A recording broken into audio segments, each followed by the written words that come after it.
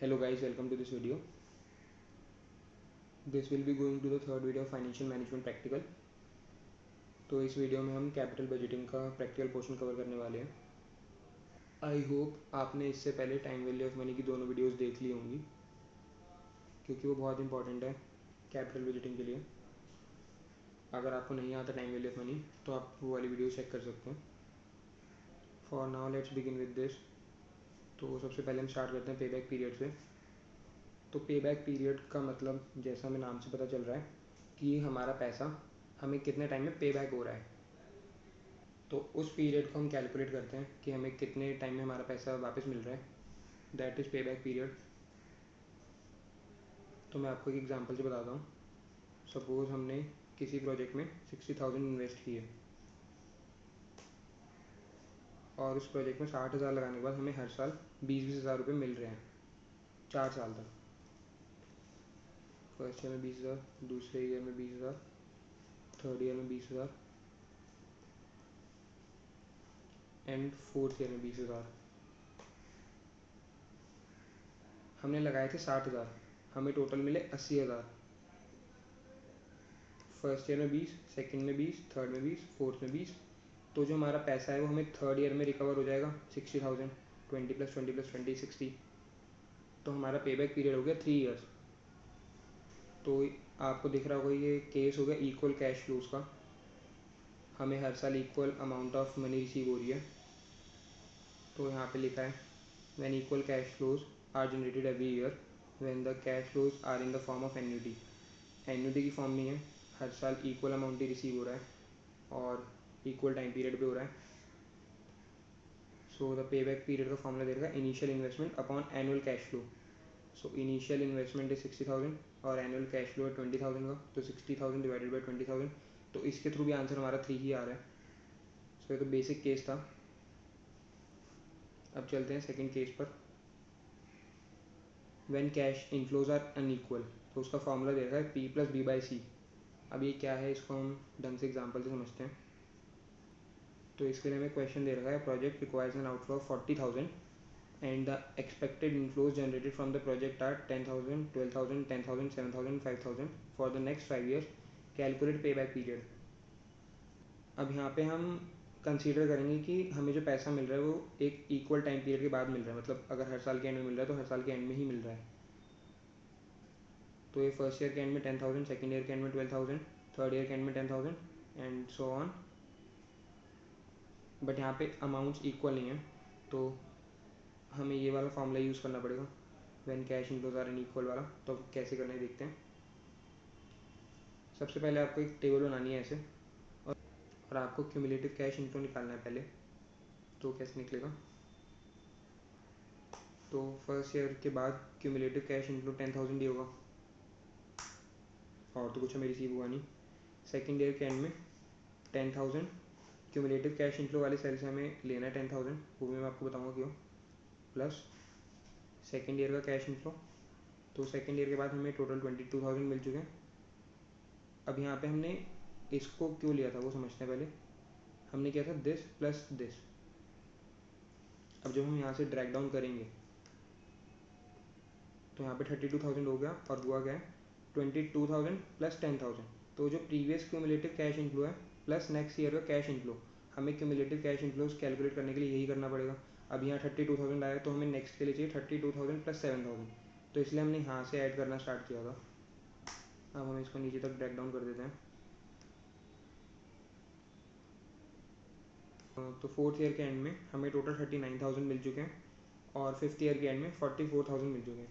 तो हमें ये तो क्लियर है कि जो हमारा पैसा पे बैक हुआ है 40,000 का टोटल, वो फोर्थ और फिफ्थ ईयर के बीच में हुआ है। तो 4 ईयर्स तो कंप्लीट हो चुके हैं, तो हम लेंगे 4 प्लस। अब हमें देखना है कि हमारा बैलेंस कितना बचा है फोर्थ ईयर के बाद। फोर्थ ईयर तक हमें 39,000 मिल चुका है, तो बैलेंस हमें 1,000 चाहिए। उसके बाद हमारा पैसा पे बैक हो जाएगा पूरा। तो 40,000 माइनस 39,000 कि हमारा टोटल अमाउंट हमें कितना चाहिए था माइनस कितना हमें मिल चुका है डिवाइडेड बाय। अब हमें पता है कि हमें फिफ्थ ईयर में 5,000 मिला है, तो अब हमें यूनिटरी मेथड ही लगाना है। अगर हमें पूरे साल में 5,000 मिले हैं तो एक यूनिफॉर्मिटी के साथ हमें 1000 रुपीज़ कितने टाइम पीरियड में रिसीव होंगे वो हमें चेक करना है। तो इसलिए हमने 5000 से डिवाइड कर दिया, ब्रैकेट क्लोज, एंटर। तो आंसर आ रहा है 4.2 ईयर्स। तो ये हमारा पे बैक पीरियड होगा इस केस में। अब हम एक बार फॉर्मूला भी डिस्कस कर लेते हैं। तो ये बोल रहा है हमें पी प्लस बी बाई सी। तो पी का मतलब था कि पीरियड कितने कंप्लीट हो चुके हैं। सो जैसे हमने देखा था यहाँ पे 4 था, 4 प्लस हमने लिया था, तो P is 4। Next thing is B. तो बी है बैलेंस कितना बचा है। तो बैलेंस 1000 था, वो हमने कैलकुलेट किया था 40,000 माइनस 39,000 से। सो बी इज़ 1000। और नेक्स्ट है सी। सी है cash flow in the final year of recovery. तो 39,000 और 44,000, 44,000 वाला जो पीरियड है दैट इज़ सी, उसमें जो हमें कैश इनफ्लो हो रहा है। सो दैट इज़ 5,000। तो इसलिए हमने यहाँ पे 5,000 लिया था डिनोमिनेटर में। तो उसके बाद हमारा पे बैक पीरियड आ गया 4.2 years. I hope that is clear to you. तो द नेक्स्ट थिंग इज़, अब हम डिस्कस कर लेते हैं कि पे बैक पीरियड के बेसिस पे हमें डिसीजन कैसे लेना है कि हमें प्रोजेक्ट में इन्वेस्ट करना चाहिए या नहीं करना चाहिए। तो जब भी आपको कोई दो प्रोजेक्ट दे रखे हो, तो जिस प्रोजेक्ट में कम टाइम पीरियड लग रहा है पैसा पे बैक होने में, ऑब्वियसली हम उसी प्रोजेक्ट को प्रेफर करेंगे क्योंकि उसमें पैसा हमारा जल्दी वापस मिल रहा है।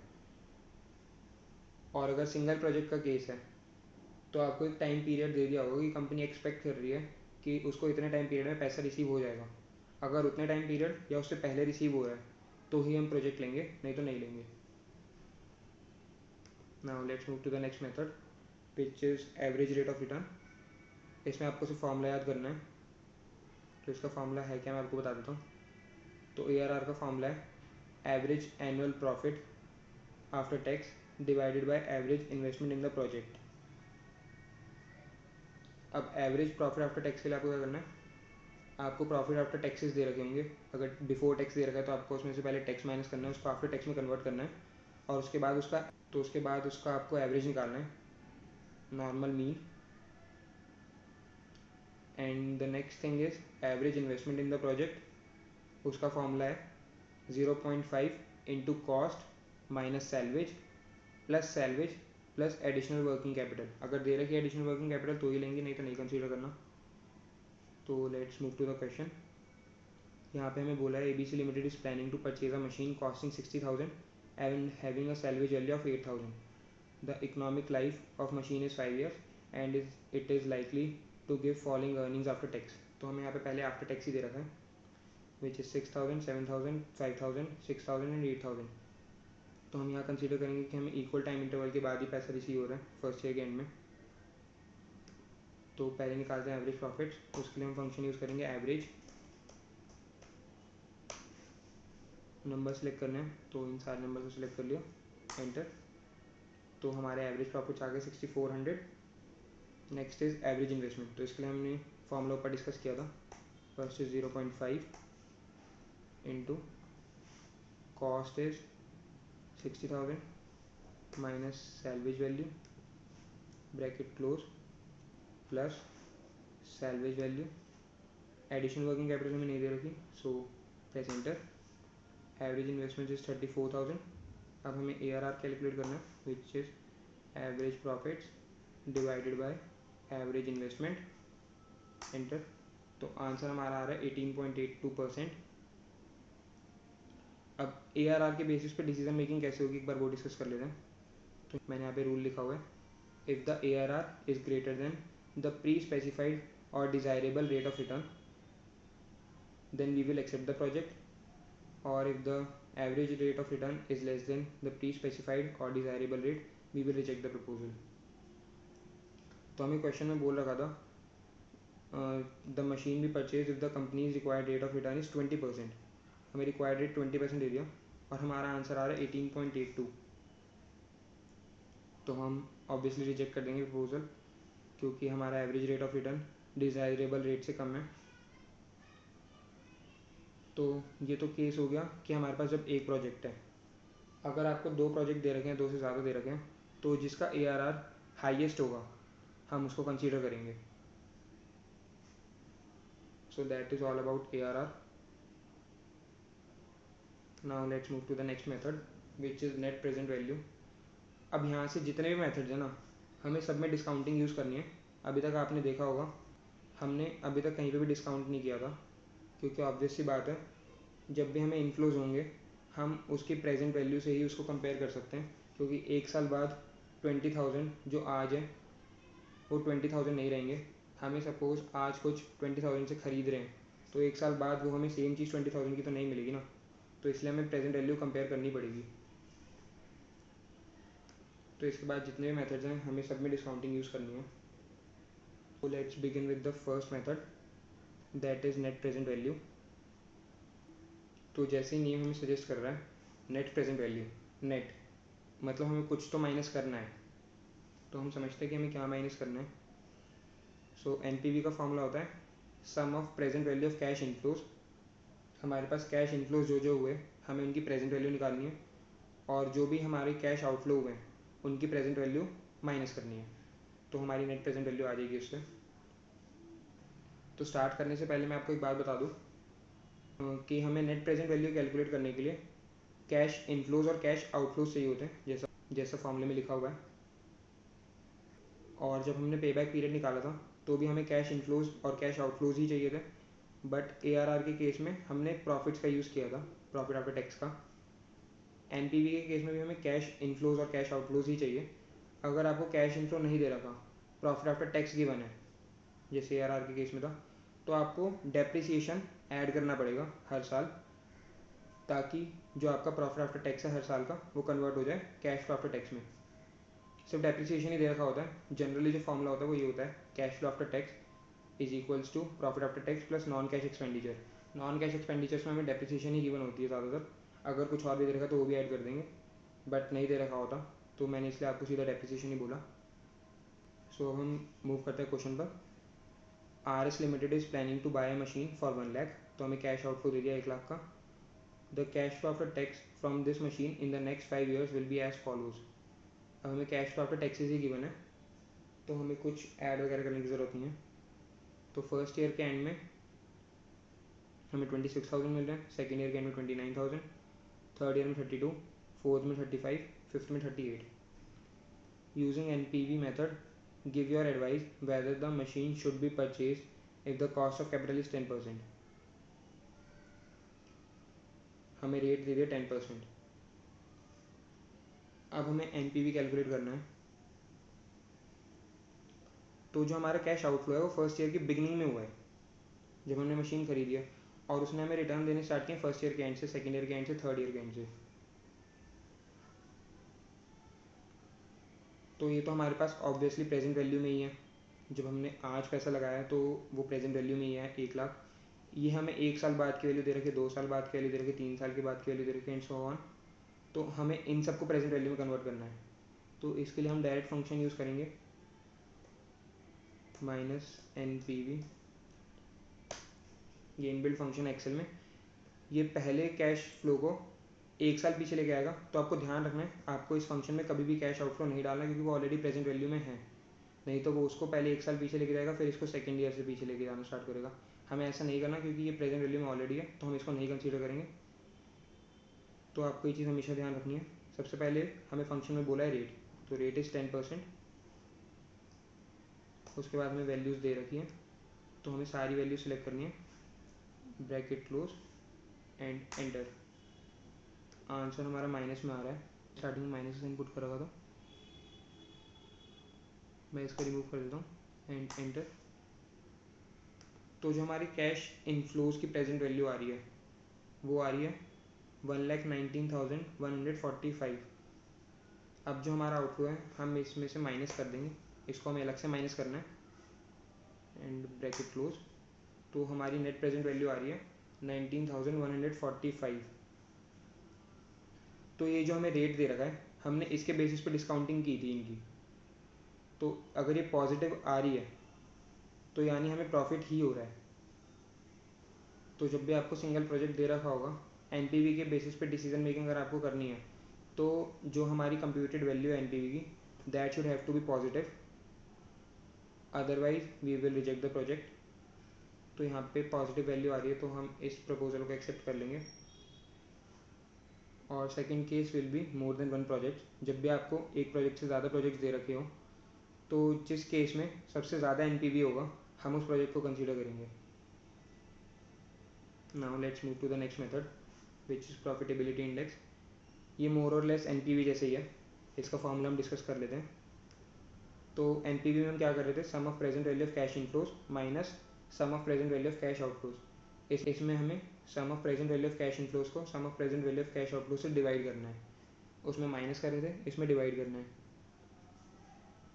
तो हमें क्वेश्चन में बोल रखा है, जो लास्ट क्वेश्चन में हमें इन्फॉर्मेशन गिवन थी उसी का यूज़ करके हमें प्रॉफिटेबिलिटी इंडेक्स कैलकुलेट करना है।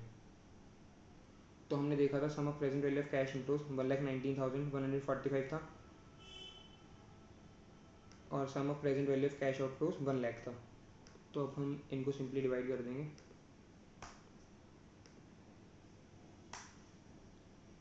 तो ये 1.19 समथिंग आ रहा है। अब इसके बेसिस पे हम डिसीजन मेकिंग कैसे करेंगे। एनपीवी में हमने देखा था कि एनपीवी पॉजिटिव होना चाहिए। अब पॉजिटिव होने चाहिए का क्या मतलब है कि कैश इनफ्लोज का सम ज़्यादा होना चाहिए कैश आउटफ्लोज के सम से। तो इस केस में भी वही चीज़ है, सम ऑफ कैश इनफ्लोज ज़्यादा होना चाहिए सम ऑफ कैश आउटफ्लोज से। तो पीआई में हमें कैसे पता चलेगा ये, तो जब हम इन दोनों को डिवाइड करेंगे, कैश इनफ्लोज न्यूमरेटर में आता है और कैश आउटफ्लोज डिनोमिनेटर में आता है। तो न्यूमरेटर की वैल्यू ज़्यादा होनी चाहिए। अगर न्यूमरेटर की वैल्यू ज़्यादा है तो पीआई 1 से ज़्यादा आएगा। अगर पीआई 1 से ज़्यादा आ रहा है तो ही हम प्रपोजल को एक्सेप्ट करेंगे। सिमिलरली अगर एक से ज़्यादा प्रोजेक्ट्स हैं तो फिर जिस प्रोजेक्ट की पीआई सबसे ज़्यादा होगी हम उस प्रोजेक्ट को कंसीडर करेंगे। So that is all about profitability index. Now let's move to the IRR method. IRR को हम डिस्कस नहीं करते ज़्यादा डिटेल में, ये थोड़ा कॉम्प्लेक्स मेथड है, इसको हम सीधा एक्सेल में समझते हैं। तो हमें क्वेश्चन में बोला S R limited is considering investing in a project requiring a capital outlay of 1 lakh. तो हमें कैश आउटफ्लो दे दिया 1 लाख का। अब हमें जितने भी मेथड्स हैं मैं आपको दोबारा बता देता हूँ, सिर्फ एआरआर में हम प्रॉफिट्स कंसीडर करते हैं, बाकी जितने भी मेथड्स हैं हमें सब में कैश फ्लोज ही चाहिए होते हैं। और कैश फ्लो कैसे निकलेंगे अगर आपको प्रॉफिट दे रखा है वो भी मैं आपको बता चुका हूँ, तो आपको ये चीज़ ध्यान रखनी है। अब आते हैं वापस क्वेश्चन पे। Forecast for cash flow after tax are as follows. हमें कैश फ्लो आफ्टर टैक्स के फोरकास्ट दे रखे हैं। फर्स्ट ईयर के एंड में 40,000, सेकेंड ईयर के एंड में 40,000, थर्ड में 20, फोर्थ में 40 एंड फिफ्थ में 50। Project salvage value is 0. Calculate internal rate of return and advise the company whether to invest in the project if desirable rate of return on its investment is 20%. तो हमें सबसे पहले क्या करना है, हमें एक ऐसी टेबल बनानी है, उसमें कैश आउटफ्लो और इनफ्लो सब लिखना है। तो यहाँ पे 0 पीरियड के एंड में यानी फर्स्ट ईयर की स्टार्टिंग में हमने 1 लाख रुपीज़ इन्वेस्ट किए हैं और फर्स्ट ईयर में 40,000 रिसीव हुआ है। और ये हमने इन्वेस्ट किया तो इसलिए हमने इसके आगे माइनस का साइन पुट किया है क्योंकि हमारा कैश फ्लो गया है और ये हमारे पास आए हैं, तो that is why they all are positive. और अब हम पुट करते हैं फंक्शन IRR। तो इसने हमसे वैल्यूज़ पूछी है तो हमें सारी वैल्यूज़ सिलेक्ट करनी है, वेदर इट्स कैश आउटफ्लो और इनफ्लो दोनों को लेना है। Bracket close, enter. तो हमारा IRR आ रहा है 23.67%। ध्यान रखना आपका जो NPV फंक्शन है उसमें आप कैश आउटफ्लो फंक्शन में पुट नहीं करते, उसको सेपरेटली माइनस करना होता है। बट IRR के केस में हमें फंक्शन में आउटफ्लो इनफ्लोज दोनों लेने हैं, तो आपको ये चीज़ ध्यान रखनी है, कंफ्यूज नहीं होना। तो IRR के केस में आंसर हमने देखा था 23.67% आ रहा है and desirable rate of return हमें देखा है 20%। तो IRR की वैल्यू ज़्यादा है तो हम प्रपोजल एक्सेप्ट कर लेंगे। और अगर वही केस है कि एक से ज़्यादा प्रपोजल्स हैं हमारे पास तो जिसमें रेट ऑफ रिटर्न सबसे ज़्यादा होगा हम उसे लेंगे। Now let's move to the last method of capital budgeting, that is discounted payback period. हमने सबसे पहला मेथड देखा था पे बैक पीरियड। एक बार वापस उसी पे आ जाते हैं। तो यहाँ पे हमने क्या किया था, जो भी हमें कैश इनफ्लोज दे रखे थे हमने उन्हें प्रेजेंट वैल्यू में कन्वर्ट नहीं किया था, वो एज इट इज़ जैसे थे हमने उसके बेसिस पे पे बैक पीरियड निकाला था। तो ये उसी का ही थोड़ा मॉडिफाइड वर्जन है। यहाँ पे हमें जो भी कैश इनफ्लोज दे रखे हैं सबको प्रेजेंट वैल्यू में कन्वर्ट करना है और इसी मेथड की ज़्यादा सेंस बनती है। क्योंकि जो हमें आज 50,000 मिल रहे हैं वो 5 साल बाद भी सेम नहीं रहेंगे, तो हमें इनकी आज की वैल्यू से ही इन्हें कंपेयर करना पड़ेगा। तो चलिए स्टार्ट करते हैं क्वेश्चन से। तो हमें बोला है RST limited is considering investing in a project requiring a capital outlay of 1 lakh. तो हमें कैश आउटफ्लो दे दिया 1 लाख का, और कैश आफ्टर टैक्सेस दे रखे 5 साल के 60,000, 50,000, 40,000, 30,000 एंड 20,000। तो चलिए स्टार्ट करते हैं। और साथ में हमें डिस्काउंट रेट दे दिया 10% का, कि हमें जो डिस्काउंटिंग करनी है वो 10% पे करनी है। तो चलिए स्टार्ट करते हैं क्वेश्चन से। अब हमें जो कैश आउटफ्लो दे रखा है वो हमें प्रेजेंट वैल्यू में ही दे रखा है, हमने आज पैसा लगाया है, तो इसको तो प्रेजेंट वैल्यू में कन्वर्ट करने की कोई नीड नहीं है, ये 1 लाख ही रहेगा। तो जो हमें इन्फ्लोज दे रखे हैं उनको हम प्रेजेंट वैल्यू में लेकर आएंगे। ये फर्स्ट ईयर के एंड में तो हमें इसे 1 साल पीछे लाना है, ये सेकेंड ईयर के एंड में तो इसको 2 साल पीछे लाना है, एंड सो ऑन। तो हम फंक्शन पुट करते हैं सिंपली माइनस PV। ये एन्यूटी का केस नहीं है, हमें 1 साल बाद का अमाउंट दे रखा है, तो 1 साल पहले हमने सपोजिटली कितने अगर हम समझने के लिए मैं टर्म यूज़ करूँगी, कितने इन्वेस्ट किए होंगे 1 साल पहले, जिसकी वैल्यू 10% रेट पे 1 साल बाद 60,000 है, हमें वो कैलकुलेट करना है। तो रेट है 10%, नंबर ऑफ पीरियड्स इज़ 1, 1 साल पीछे आने में, PMT is 0, future value is 60,000, type की हमें नीड नहीं है, बेसिक डिस्काउंटिंग का केस है। यहाँ पे हम रेट को लॉक कर देते हैं,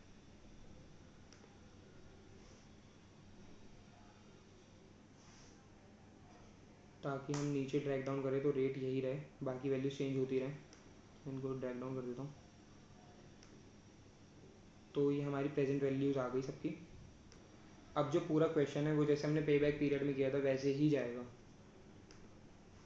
क्यूमुलेटिव कैश फ्लोज निकालने हैं, पहले वाले का यही रहेगा सेम, सेकेंड ईयर का this plus this bracket close.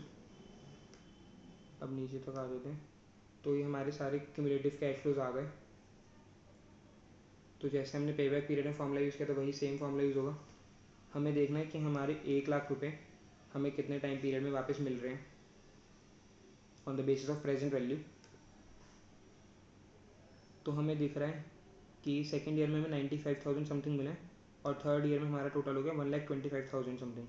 तो जो हमारे पैसे पूरे रिसीव हो रहे हैं वो सेकेंड और थर्ड पीरियड के बीच में कहीं हो रहे हैं, तो वी विल पुट 2 प्लस। अब हमें देखना है हमारा बैलेंस कितना बचा है, तो हमें टोटल चाहिए था 1 लाख, हमें 95,000 समथिंग रिसीव हो चुका है, ब्रैकेट क्लोज।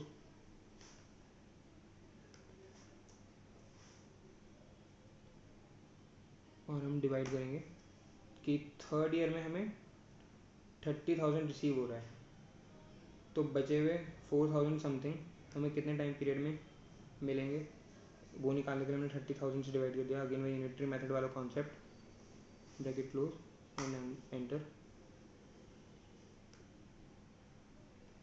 ये रुपीज़ की फॉर्म में आ रहा है, इसको हम जनरल कर देते हैं। तो डिस्काउंटेड पे बैक पीरियड हमारा है 2.14 ईयर्स। तो यहाँ पे हमें कोई स्पेसिफाइड टाइम पीरियड नहीं दे रखा, तो हमें डिसीजन मेकिंग का नहीं बताना, बट डिसीजन मेकिंग कैसे होती है हम एक बार वो और डिस्कस कर लेते हैं, सेम पे बैक पीरियड की तरह। So this is all about capital budgeting. I hope you found this video useful. Thanks for watching.